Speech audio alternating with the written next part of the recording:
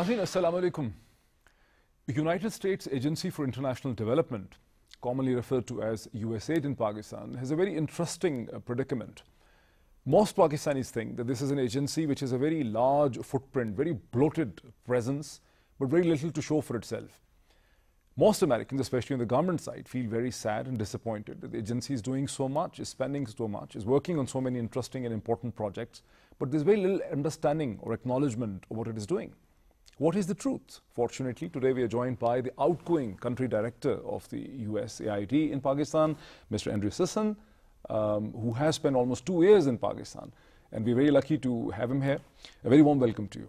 Thank you, Moeed. To understand all these questions from you, but first of all, I have a very personal question that what were your impressions when you coming to this country about almost 2 years ago in October 2010? When I got here in October 2010, the first thing I did after I barely landed was went with General Nadeem Ahmed, chairman of NDMA, National Disaster Management Authority, to Dadu province in Sindh. And we flew over Dadu by helicopter. Dadu district in the province of Sindh. Dadu district in the province of Sindh. And we landed, we got briefed by the Pakistani military, and we visited in a camp for displaced persons. And I had very powerful first impressions from Pakistan that will always remain with me. Why were they powerful? Well, one was the dynamic leadership of General Nadeem. But not only strong leadership, but the way he connected with individuals, with children in the camp. I just thought that was wonderful. Not pretentious, not arrogant, but very professional, but humane. I was impressed by the Pakistani military and their commitment to helping Pakistan recover from this tragedy. I was very impressed by the resilience of the Pakistani people in the camps. But the thing that surprised me most, Moeed, was it wasn't just USAID or the UN that was providing assistance like food aid or health care, which we did a lot of, as you know, but the private sector of Pakistan. This IDP camp in Dadu was managed and financed by a Pakistani private bank. It was generous private philanthropy that was helping Pakistanis in their time of need. And I didn't appreciate how important that was until I saw it on the ground. Their dedication, their courage, they ran the camp beautifully. General Nadeem was very impressed. And that private sector partnership with government to help people in time of need is something that I've seen time and again now in my time here in Pakistan. And I think it's one of Pakistan's great strengths.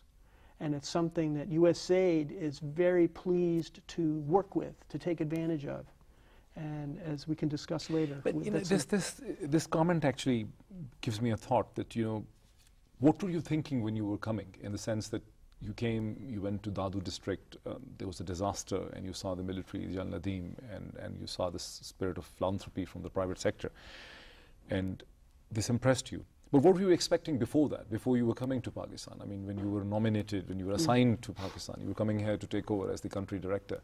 What were your thoughts about the country? Were you expecting this kind of resilience? And you know? I had no expectations on the private sector generosity. I did not know that there was such strong government competence and that the positive role that the military played. I didn't have that on the ground feeling, understanding. Also, the flood was a huge problem. It was in worldwide news, including the United States. 20% of Pakistan was underwater. 20 million people were affected. But you don't believe it until you see it on the ground, where as far as the eye can see, all you see is water. Water, or maybe the top of a tree or a school rooftop poking through. It was epic. How have these impressions evolved, you know, since October of 2010? So what I've over time realized, learned more that the government can be a good partner, but it's complicated. Why? It's Why not it's complicated? just, Pakistani government operates on many levels: national, provincial, district, even down into the communities. And with devolution, which took place after I got here, the lower levels of governance have become increasingly important. So that's one thing that I've gained greater appreciation for, and I think Pakistanis have gained greater appreciation for as devolution has taken place. But also, as I mentioned, that the private sector, foundations, corporate social responsibility, individuals, are very generous.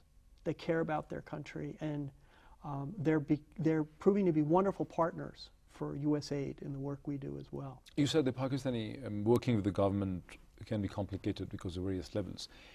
Another complication which existed in the last 2 years, ever since you came here, was increasingly strained, more trust deficit, more strained relationship between Washington and Islamabad. How has it affected your work? It's made it more difficult, but it has not stopped us. In fact, the pace of our programs, the focus, the pace of implementation, and the achievement of results that benefits Pakistani people, all of that has accelerated despite the political problems that you mentioned. But those political problems do affect us in a few ways, to be candid with you. One is it creates more uncertainty about our funding. It creates the need felt by our political authorities in Washington, our Congress, to very, very heavily scrutinize everything we do. So it's harder to get decisions made in Washington, but once we do, we move. On the flip side, here in Pakistan, there are also sensitivities here about the relationship as these unfortunate events have taken place over the last couple of years. And what that's resulted in is parts of your authority structure here giving us a harder time, to be honest with you. For instance, harder for us and our project implementers to get visas. Their extensions, some of them have been rejected. People have had to go home. Our access to travel around the country to meet people and visit our projects, at times certain of your authorities have restricted our access. And also, very regrettably, at times our staff have suffered from harassment and threats, which is very demotivating and, in my view, is inappropriate, given that we want a mutually respectful relationship. Though I wonder, I mean, why would, what would they gain by stopping the visas of aid and development experts? I mean, how do they gain anything? Who's they? You said the authorities. Well, you'd have to ask them. I mean, the people we work with in the government, whether it's the Ministry of Finance or Planning Commission or all the provincial ministries, they're wonderful colleagues. Our partnerships with them, whether it's with ministers at the federal or provincial level or with senior civil servants, by and large, that cooperation has remained very productive, generally excellent, despite all of this turmoil. One exception being Punjab, where, as you know, last year the Punjab government said we don't want any aid. And then that got narrowed to 4 projects that we had working directly through the Punjab government. We still have a very large portfolio of programs in Punjab that aren't directly with the Punjab government. And they are with? So with private universities. And groups, NGOs and... NGOs. We're renovating the Muzaffargarh power plant. So what were you doing with the Punjab government before that has been curtailed as a result? So as I say, because of the political relationship, the Punjab government made a political decision. And we've had to respect that. And we've reprogrammed the funds from those 4 projects into other provinces very productively. No, what were those projects? I mean, before the Punjab government made that political decision of not getting the US aid, what were those projects you were... Okay, there were 4. Yeah. Basic education in southern Punjab, municipal services in southern Punjab. By municipal services, I mean rebuilding municipal water delivery systems or bridges or roads. A third one was we were about to start the renovation of the Lady Willingdon Hospital in Lahore. And then the 4th one was a basic healthcare program. What was the exposure? Any rough idea? Pardon me? What was the exposure of those 4 projects? Which the Punjab... By exposure, you mean the like financial side? Yeah, financial side. Total planned funding was $250 million. $250 million? $250 million. $250 million? Over a 5-year period. And they've turned it down?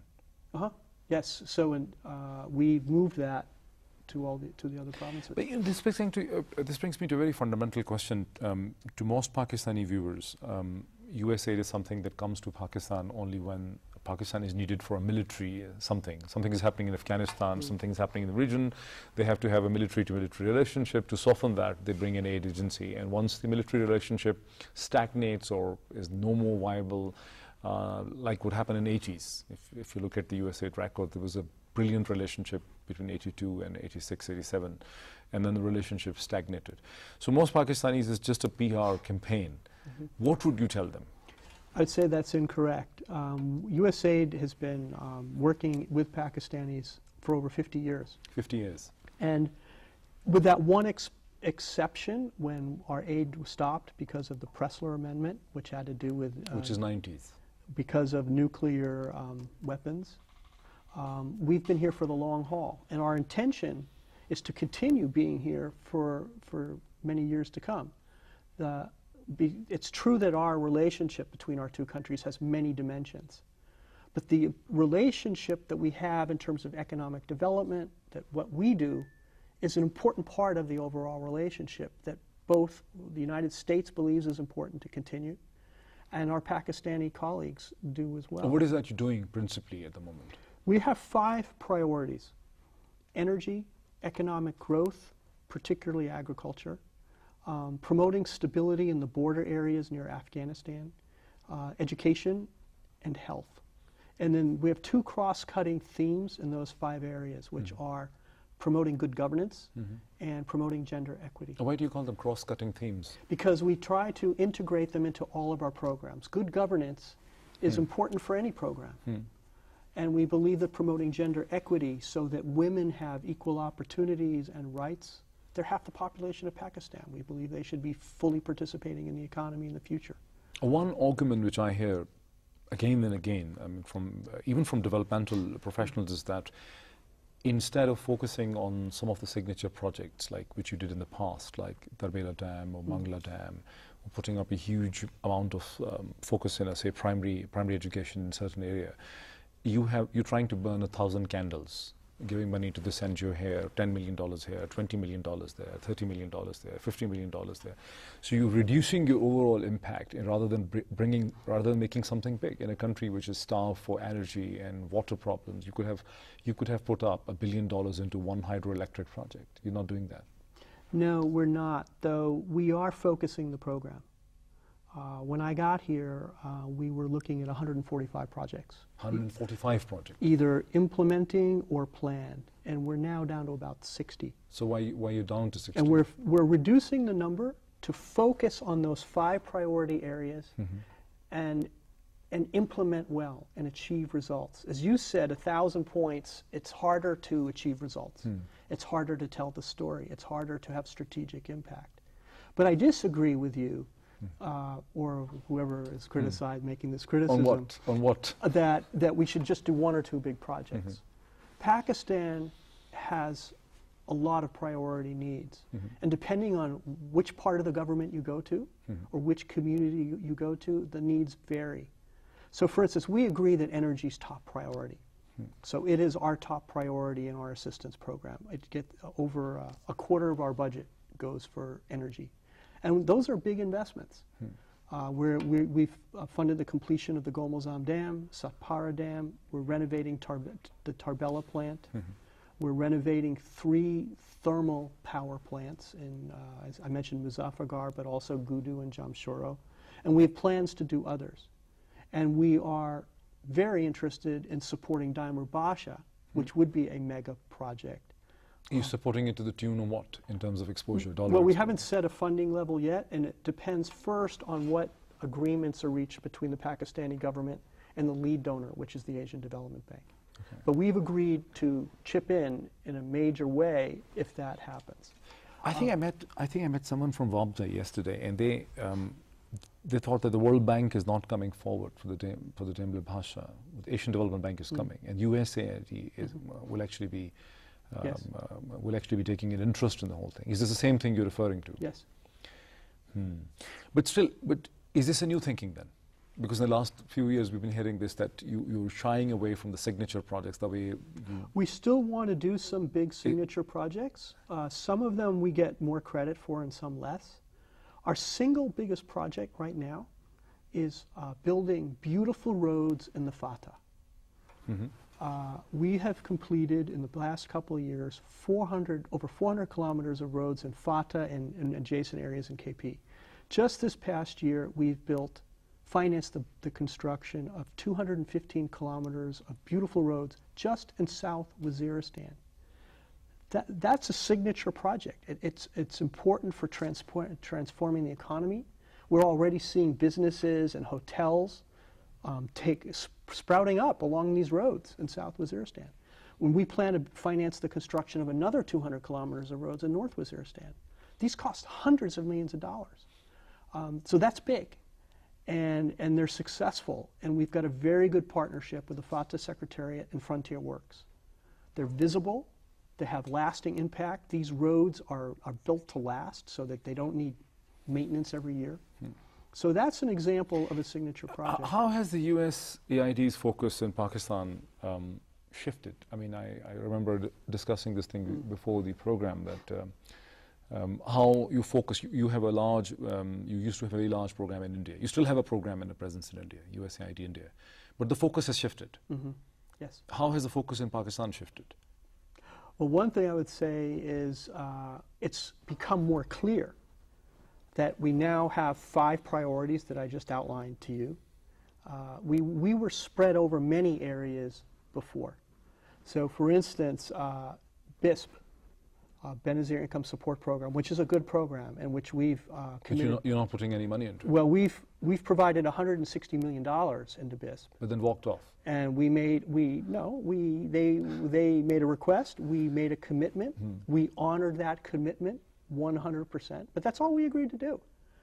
But that doesn't fit within our strategic priorities now, which I mentioned to you. What are the strategic priorities? Energy, economic growth, border area stabilization, education, and health. The cash transfers to the people is not part of the priorities.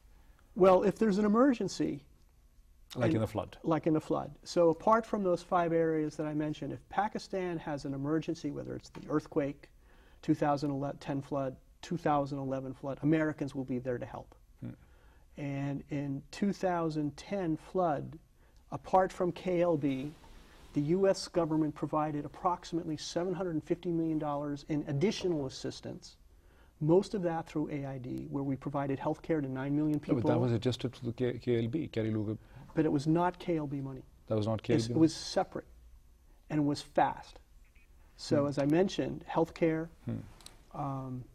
clean water, shelter for millions of people, very fast. Over 9 million Pakistanis benefited from that assistance. And following that, we're using KLB funds to assist with recovery in a couple of important ways. One is we made major investment in agriculture so that the Rabi crop would not be a disaster after the flood, but people would regenerate their farm income.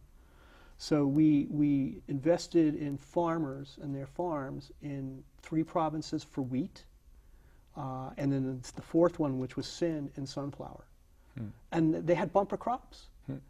Remember, during the 2010 flood, everybody was worried, what's going to happen? Is there going to be a famine? To the agriculture. And instead, with our support and UN and other supports, Pakistan had a bumper wheat crop.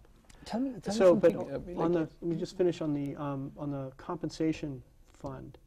Your government's top request to us following the flood was to help the Pakistani families that got devastated. Their homes were destroyed. So we contributed $190 million cash to that fund. We are the largest donor for that flood compensation program, and that money is reaching over 1 million families. There's no U.S. overhead, there are no U.S. firms, there are no international firms. It's going through the Pakistani government. It is well managed. But the impression is this, that half the money is taken over by U.S. contractors and consultants and companies. Zero. That's not Zero. This fund is going through the government, through the provinces, with excellent accountability mechanisms established with the help of NADRA. And we have very, very rigorous monitoring. But if this is true for the money that is given to the government, the money that comes to the private sector, they have to have an American contractor. They have to have some sort of relationship with the U.S. company. Is not true? That's not true. In some countries where we do business, there is either a requirement or a preference that we use American firms. Not in Pakistan? It's just the opposite. Under the late Ambassador Holbrooke, a very explicit policy was put in place. We will not use American firms. We will use Pakistani partners. This is to reduce the costs? No, the first priority is to strengthen Pakistani ownership of the programs. There's much more sustainability and ownership if it's a Pakistani government or a Pakistani NGO or non-governmental organization or foundation that says, this is our program. The money's coming to us, it's on our budget, we're responsible, we're accountable.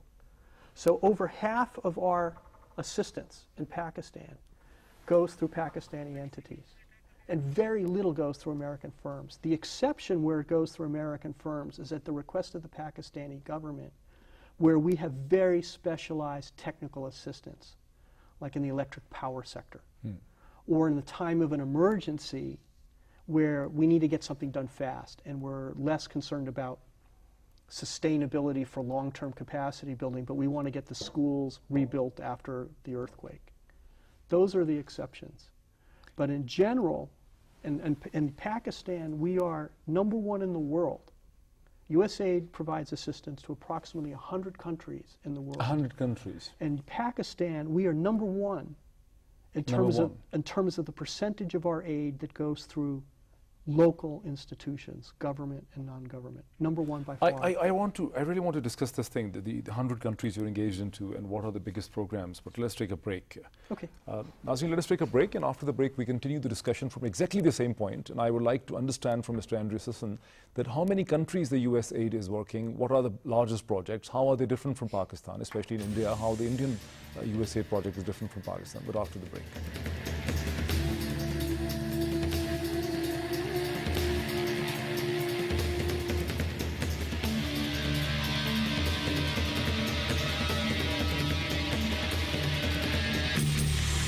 Nazreen, welcome back to Sochta, Pakistan. I'm joined here by the outgoing country director of USAID in Pakistan, Mr. Andrew Sisson. And just before the break, as you might remember, I was about to go on to understand from him the overall range of USAID across the world, how many countries it's active, what are the biggest programs, how are they different from Pakistan, what is the nature of activity of USAID, the nature of the services that done in India, how they're different from Pakistan. We begin from here. So it's not something exceptional to Pakistan or a few countries. You mentioned before the break that your agency is kind of active in more than 100 countries. About 100. About 100 countries, mostly in Africa? Mostly in Africa, but all over the world. In fact, our newest program is Burma, Myanmar, where we're opening up a program now.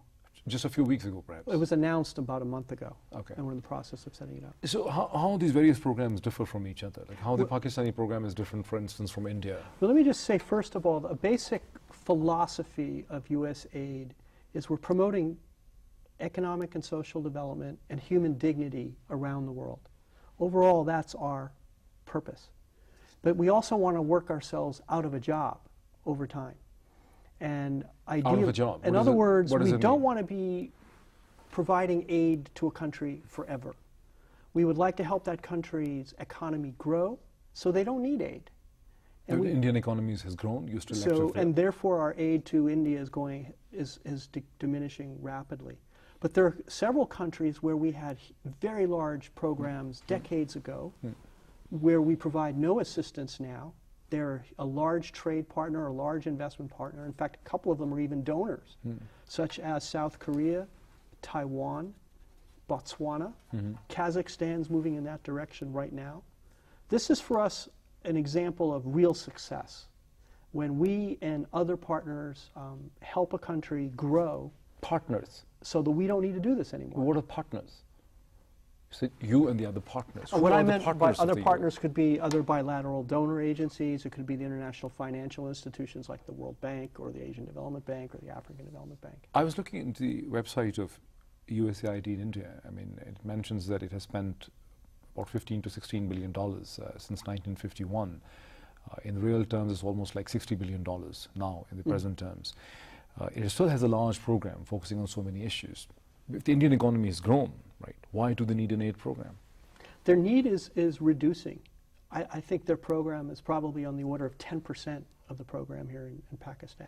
In terms of percentage? In terms of size. Percentage or absolute size? Absolute financial size. So it would probably be not more than $200 million. On the order of $150 million.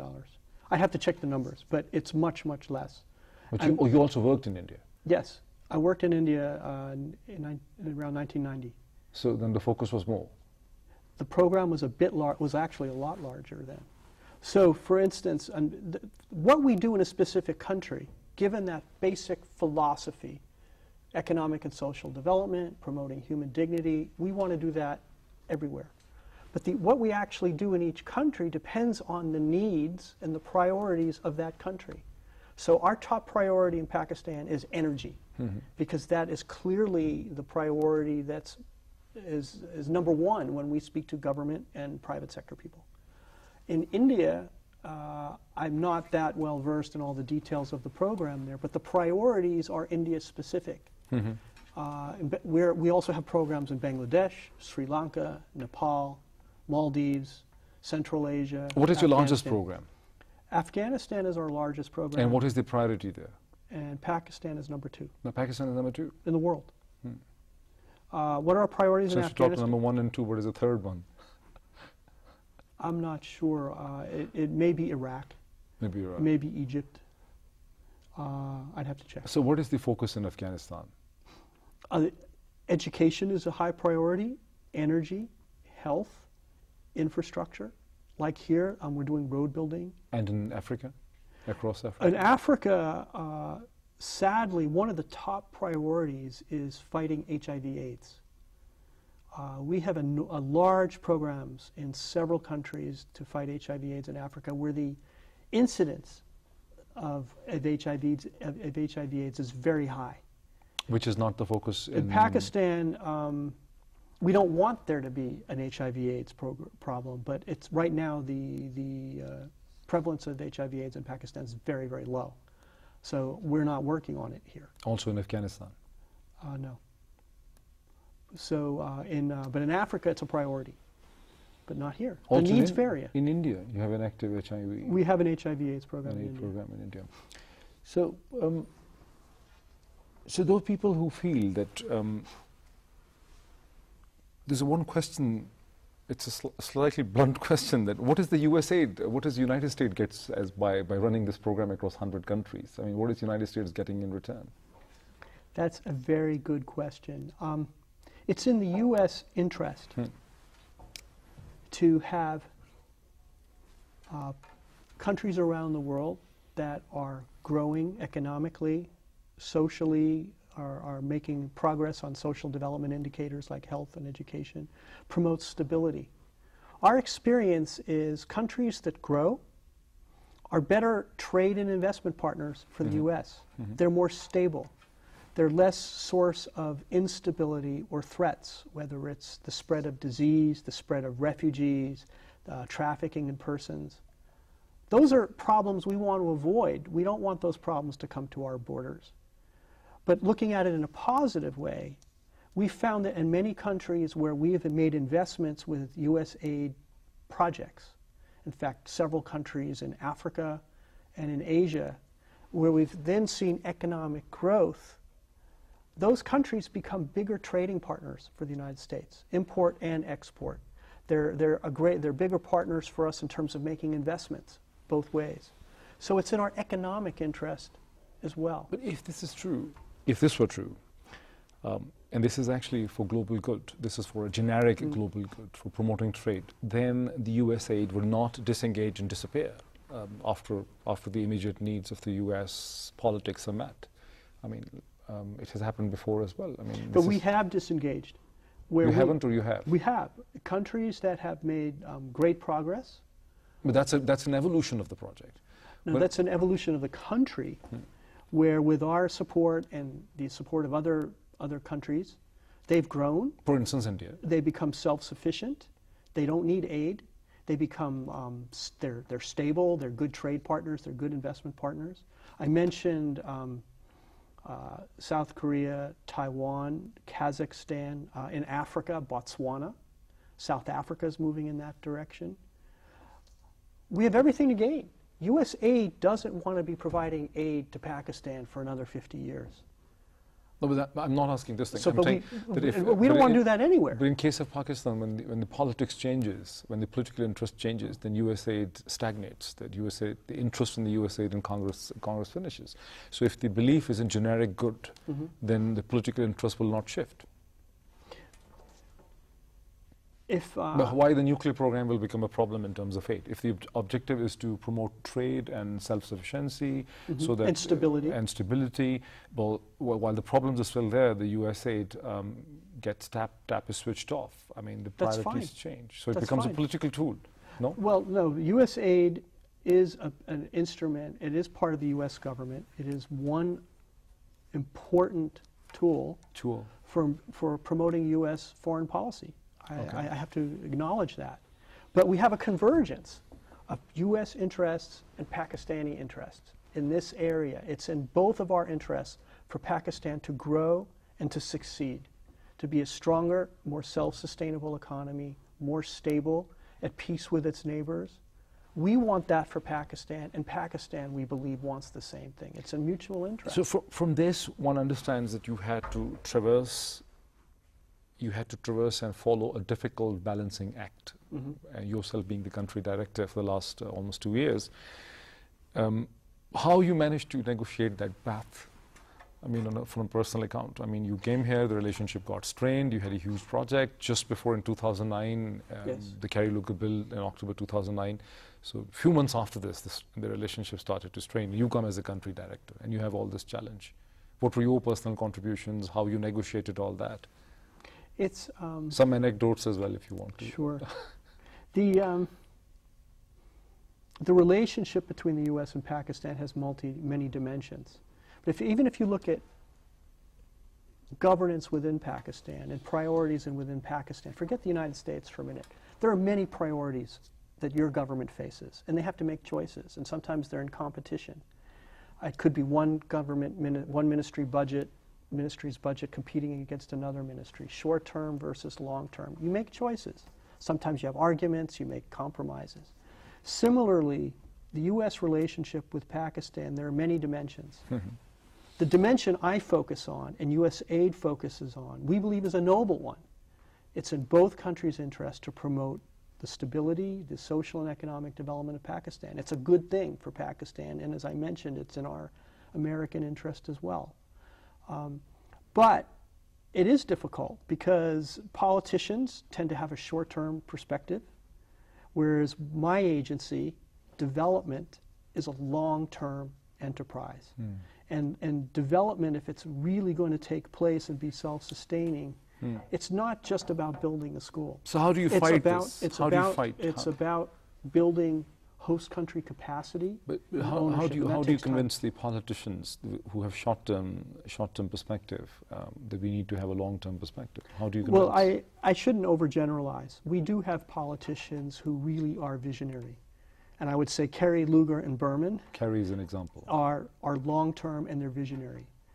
We welcome congressional delegations when they come from the United States here, so that we can tell them our story, and it's even better if Pakistanis can tell them their story about why this is good or why it's important or what do we need to do to make it better. When I'm back in Washington, I go up to Capitol Hill and I try to explain. So more knowledge is good. We believe we have a good story to tell. When I find that when congressmen come here and they visit our projects and we have a chance to introduce them to some of the really dynamic people in Pakistani society, both government and NGOs and business, they're often very impressed. And they say, oh, I didn't know that. Well, that's good. You helped 9 million people during the floods get health care? I didn't know that. That's great. So why Washington is always disappointed from USAID then? They're not always disappointed. I wish they were happier with us more often. Why are they less happier? Well, part of it obviously is the other aspects of the U.S.-Pakistan relationship have been very turbulent, whether it's counterterrorism, military-to-military relations. Those are beyond USAID, and there's a history of ups and downs. Washington doesn't understand that. Well, Washington does, I believe, But politicians view things differently. A lot of international relations have to be driven at least partly by a domestic perspective. So whether it's our politicians being responsive to their constituents back home, or your politicians being responsive to Pakistanis and their constituents. That's just the way politics work, especially in a democracy. So there is this compromising going on. Will it be correct to characterize that as a country director, as a mission head, you have to do firefighting on both sides? You have to do firefighting in Islamabad, you have to do firefighting in Washington. I think a better way to put it is we've got to do a better job educating.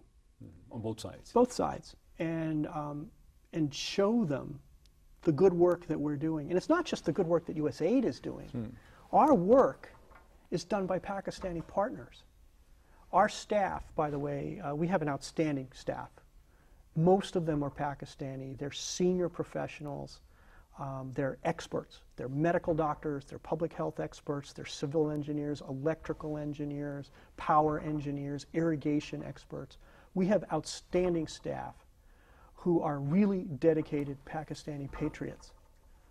Those people do outstanding work. But our implementation on the ground is done by organizations like WAPDA, Frontier Works Organization, or private Pakistani construction firms building schools in the Malakand or in Azad Jammu Kashmir. Those are the people doing the work. And our job is to make agreement with government or local authorities on what the priorities are, what the design is, and then let Pakistanis execute the project, and then we monitor. We monitor to make sure that it's high quality work, that it's meeting high quality standards, that we minimize and ideally avoid all corruption. But Pakistanis should be proud. But we are proud. How do you do the due diligence that I mean, the money is given in the name of Pakistani people, right? I mean, this $1.5 billion is the Gary Luca bill being administered by USAID is given to Pakistan. It's a big political decision. The policymakers talk about it. But then when you make the decisions of $40 million here and $20 million there, I mean, how do you do the due diligence? I mean, this is the right way or the right avenue, the right subject. Okay, first we begin with a discussion of what are the priorities. So if energy is a top priority, then we'll talk with key organizations in the electric power sector to identify priorities. But before we put one rupee or dollar onto the budget of WAPDA, we've done a very careful assessment of that institution's systems, whether it's finance and accountability, how they do procurement. We insist that any U.S. taxpayer dollar be well spent and that it be accounted for. If there's corruption, I face a lot of heat from home. So we try to put in place very careful assessment process.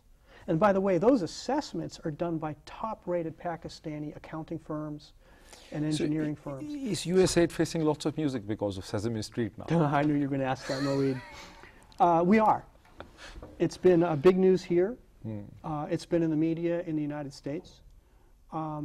First of all, let me just say it's a shame. It is not the crime of the century, but it is a shame because the actual program is brilliant.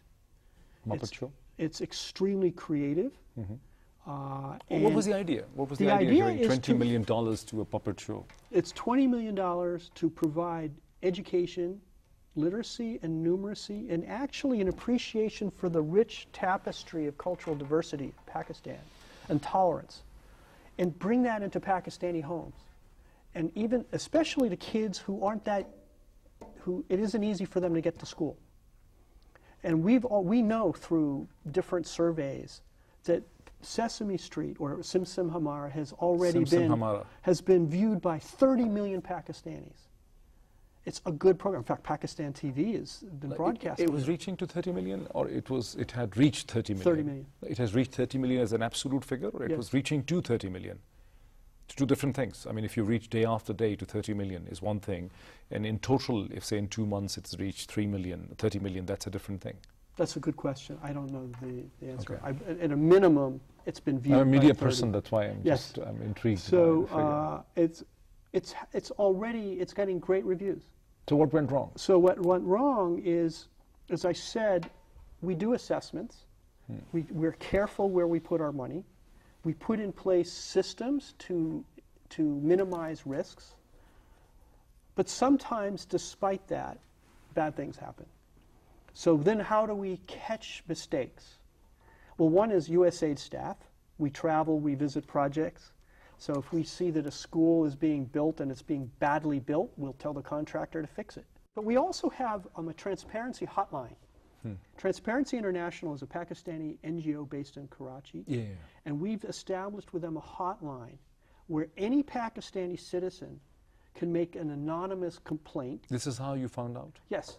So they can phone, or they can send an email, they can send a letter, and it can be anonymous. And they say, we believe that such and such a program, there's corruption. So somebody contacted this hotline, and that's how we found out. And because of the seriousness of the complaint, and it looked legitimate, we called in the USAID Office of Inspector General to investigate. They've done a very thorough investigation. In fact, it's still underway, Moeed. But the preliminary findings are serious enough that we had to take action and terminate the program. But this company is actually saying that the project was ending anyway. It was about to end in August or September. That's not true. It wasn't yet certain. We were pleased with how the program was going. As I mentioned, the quality of the programming, the creativity is very impressive. The program was to be funded in 2 tranches, 10 million and 10 million. The first 10 million we have, and approximately 2/3 of that's been dispersed. We were hoping to go back and get the second tranche of the second $10 million. And if we had been successful, we would have continued the program into the future. Sometimes it's not the corruption, but just the focus on one particular issue or one particular NGO. Like, a lot of people talk that $40 million have been assigned to Oral Foundation. Just one group. But Oral Foundation is making grants with our money to many, many other Pakistani NGOs. And you monitor? Very closely. Our staff monitor. We also hire Pakistani firms to assist us. So you know the various streams of disbursement, they're traveling beyond Oral Foundation, and you can monitor them as to where the money is going. You Yes. know? Okay. Yes. Not only disbursements, but activities on the ground. So how do you assess the impact, the worth, finally? Well, what we happened? do, You give $10 million and... before we make any disbursements, before we sign any agreements, we design the program in collaboration with the Pakistani organization. And we set objectives, and we set targets, and we describe and agree how they're going to do it. So, for instance, we've made we're doing a program with the Ministry of Education of Sindh province. It's a large program, and in that program, we're going to finance the construction of 200 large schools. But we've also set targets for teacher training, for community mobilization, for management.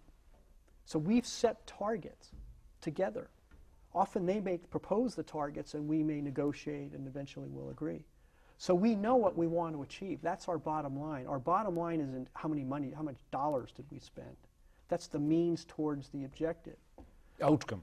The outcome, the result is, how is this helping the people of Pakistan? Are more kids in school? Our objective for basic education is 3.2 million Pakistani children learning to read at their grade level. We have ways to monitor that, to measure it. Recently you started doing something very different, totally new, advertisements. Yes. Why? We found through surveys as well as just personal encounters that there's been low awareness of what USAID is doing in Pakistan, with exceptions. During an earthquake or the flood, there's very high awareness. But our longer-term investments in education, energy, health, low awareness. And I would meet people and say, well, USAID isn't doing anything in Pakistan. And I say, well, in fact, you know, I've just spent some time in your district, and these are the 5 projects we've done in your district. I said, oh, I didn't know that. Well, now you need to advertise. Many, many Pakistanis have told me that we need to tell our story better. And I agree. So not only that you have to tell the story, but you have to tell it better. I understand that the Bela Dam and Mangla Dam were funded by USAID, and so was IBA, Yes. the Institute of Business Administration in Karachi, and LUMS, which are very prestigious institutions. But your advertisements do not tell the narrative of that in that sense. Like if you have an advertisement that talks of LUMS, of the achievement of LUMS in Pakistan, and that says that was made possible by USAID's help, and here is IBA, something which is more human narrative. So your advertisements are also just very plain. I'm taking Washington's side that you're not doing a good job in advertisement. Well, we're working hard on it now, and we're focusing on key themes that are important to us and are important to Pakistani people. Education, energy, poverty reduction. Those are 3 key themes right now in our advertising campaign. And we don't want to just sit on our laurels from some investment that was brilliant that we made 50 years ago. The focus of our advertising campaign is a little bit on what we've done, but what we're doing now with Pakistanis to help build a brighter future for Pakistan. So that's the focus. So just winding up, because we just have, I know that you have to leave, and this is just 1 more minute, that 1 or 2 minutes, that if someone asks you that once the withdrawal of United States military in 2014 grinds towards a finalization, what will happen to the future of the USAID program in Pakistan? I assume you mean withdrawal from Afghanistan. Yes, yes. What will that mean for Pakistan? What do you mean the USAID program in Pakistan? Where do you see the program in 2 years or 3 years? I see our program continuing on a very, very robust level. I can't promise you what the exact aid level will be year after year, because that's the outcome of a political process. But I believe that as our presence in Afghanistan reduces, there'll be even greater attention to the importance of Pakistan for its own sake. That Pakistan is an extremely important country for the region. It's important for Afghanistan. It's important for regional stability. It's important for the United States. And that we need to be engaged. And a good way for us to be engaged to promote a more stable and prosperous Pakistan is through what we do in USAID. I think we'll be here for quite a while. You're leaving in a few days. What will you advise to your successor? Last question. You're going to meet him before he... Yes, we're in contact. By the way, my successor served here before in USAID as a junior officer, and he loved it. So he's looking forward to coming back. He's a real friend of Pakistan. My advice to him is, 1, enjoy Pakistan. It's on a personal level for my wife and me, this has been a wonderful assignment. I think it may be the most warm and hospitable country on a personal level in terms of friendships, any place I've ever been. And so it's possible to have a really wonderful time on a personal level. In terms of work, I would say, just as I've tried to do, stay focused on the prize. And the prize is promoting long-term stability and economic prosperity for Pakistan. Find the wonderful partners that exist in Pakistan and build those relationships. And accept that the politics are there. They're difficult, they can be irritating, but it's still possible to do a good job if you stay focused. Thank you so much. Thank you. Pleasure. Thank you.